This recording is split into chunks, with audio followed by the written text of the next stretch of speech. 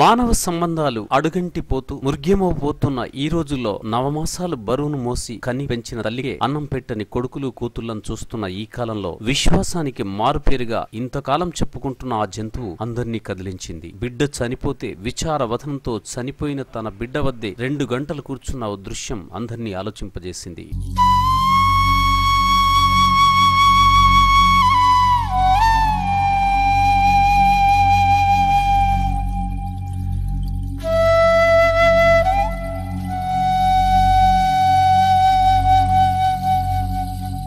ఇదిగో చూడండి, ఓ బైకు ఢీకొట్టడంతో ఈ కుక్కపిల్ల చనిపోయింది. దాంతో ఇదిగో పక్కనే కూర్చున్న ఈ తల్లి మనసు తల్లడిల్లింది. సుమారు 2 గంటల పాటు ఎవ్వర్నీ దగ్గరకు రానివ్వకుండా తన బిడ్డకేమైందోనన్న బాధతో పక్కనే కూర్చున్న ఈ దృశ్యం స్థానికంగా కొంత చర్చనీయాంశంగా మారింది.